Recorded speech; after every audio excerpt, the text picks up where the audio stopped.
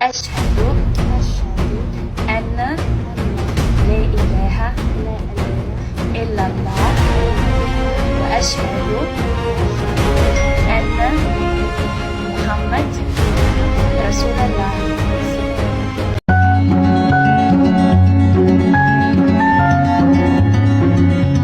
Assalamualaikum warahmatullahi wabarakatuh. Hai teman-teman semua, semoga kalian dalam keadaan sehat dan bahagia hari ini. Apa kabar? Semoga baik-baik aja, ya. Kali ini, aku pengen ngobrol soal sesuatu yang luar biasa dan bikin kita semua lebih kagum sama Al-Quran.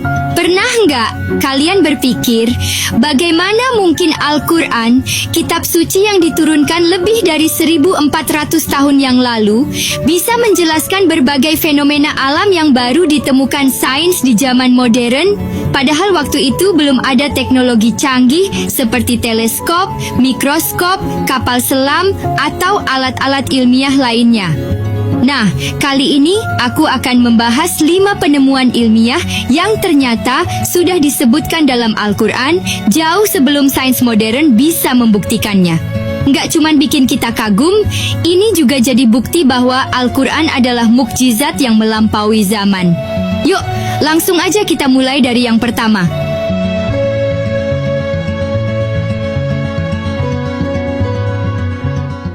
Satu. Kegelapan di dasar laut. Yang pertama, kita mulai dari dasar laut.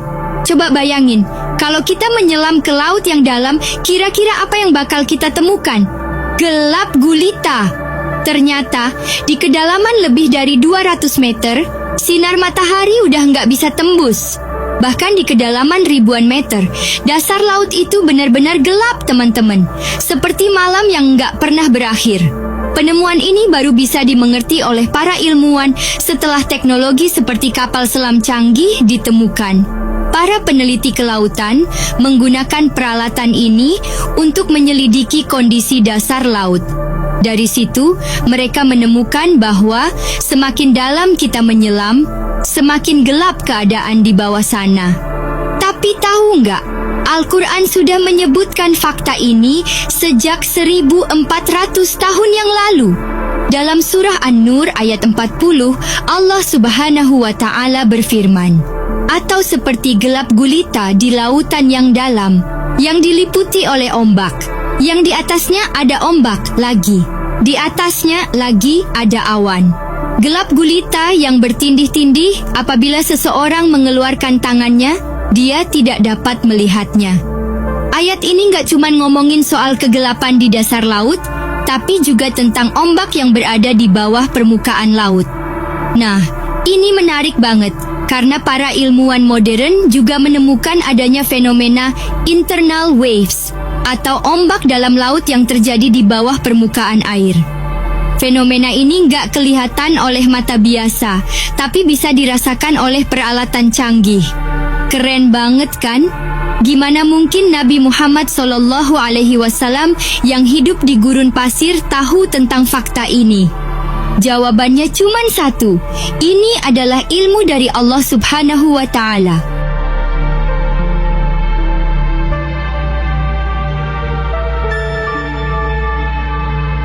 Dua. Ekspansi alam semesta. Selanjutnya, kita bahas sesuatu yang lebih besar, yaitu alam semesta. Kamu tahu nggak, teman-teman? Para ilmuwan menemukan bahwa alam semesta ini ternyata terus mengembang.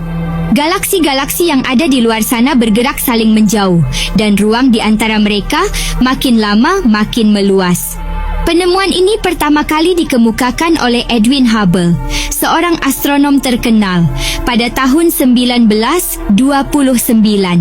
Dia mengamati pergerakan galaksi melalui teleskopnya, dan dari situlah dia menyimpulkan bahwa alam semesta tidak diam, tapi terus berkembang atau meluas. Penemuan ini jadi dasar teori Big Bang, yang menyatakan bahwa alam semesta bermula dari satu titik tunggal yang kemudian meledak dan terus berkembang sampai sekarang. Tapi, coba kita buka surah Az-Zariyat ayat 47. Di situ Allah Subhanahu wa Ta'ala berfirman, Dan langit itu kami bangun dengan kekuasaan kami, dan sesungguhnya kami benar-benar meluaskannya. Coba renungkan. Kata meluaskan di ayat ini menggambarkan proses ekspansi alam semesta, persis seperti yang ditemukan oleh sains modern. Padahal zaman dulu, belum ada teleskop atau alat untuk melihat galaksi. Ini membuktikan bahwa Al-Quran adalah firman Allah yang maha mengetahui segala sesuatu bahkan sebelum manusia mengetahuinya.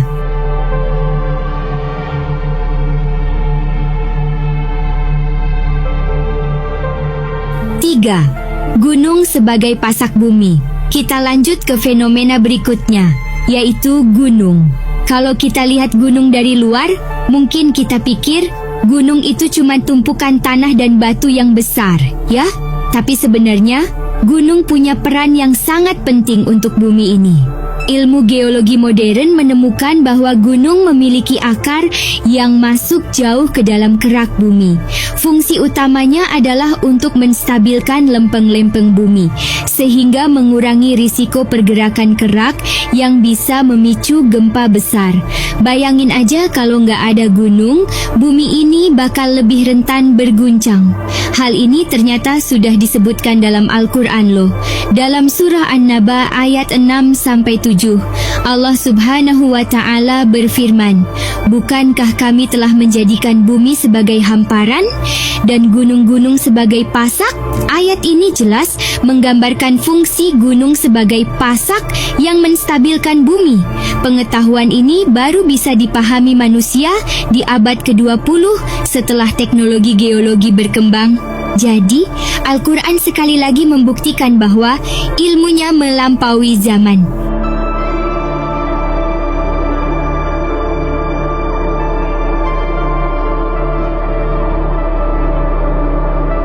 Empat, proses penciptaan manusia. Sekarang kita bahas sesuatu yang dekat banget dengan diri kita sendiri, yaitu proses penciptaan manusia. Teman-teman tahu nggak? Kalau perkembangan janin di dalam rahim itu melewati beberapa tahap yang sangat spesifik. Ilmuwan embriologi menemukan bahwa perkembangan manusia dimulai dari cairan sperma yang bertemu dengan sel telur, lalu membentuk zigot. Zigot ini kemudian berkembang jadi segumpal darah, lalu berubah jadi tulang belulang, dan akhirnya dilapisi oleh daging. Semua tahapan ini terjadi secara bertahap, dan sains modern baru bisa memahaminya setelah adanya mikroskop dan alat canggih lainnya. Tapi Al-Quran sudah menjelaskan semua ini dalam surah Al-Mu'minun ayat 12-14. Allah berfirman, "Kemudian kami menjadikannya air mani yang disimpan dalam tempat yang kokoh, rahim. Kemudian air mani itu kami jadikan sesuatu yang melekat. Lalu sesuatu yang melekat itu kami jadikan segumpal daging. Dan segumpal daging itu kami jadikan tulang belulang. Lalu tulang belulang itu kami bungkus dengan daging." Coba bayangin, ayat ini menggambarkan proses embriologi dengan sangat detail. Padahal zaman dulu nggak ada teknologi untuk melihat perkembangan janin. Ini bukti jelas bahwa Al-Quran adalah firman Allah Subhanahu wa Ta'ala yang penuh kebenaran.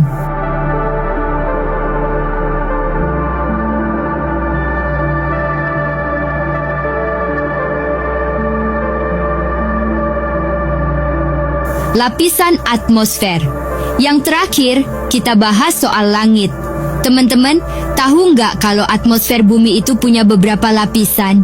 Mulai dari troposfer, stratosfer, mesosfer, termosfer, sampai eksosfer. Setiap lapisan ini punya fungsi masing-masing.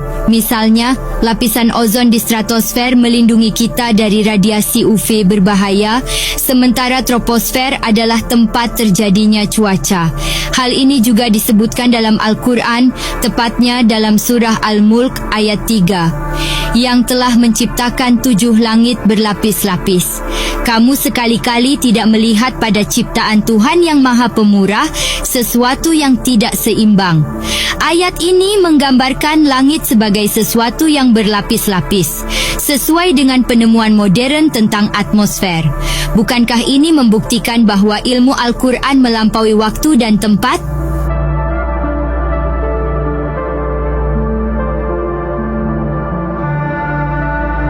Wah teman-teman, luar biasa banget ya.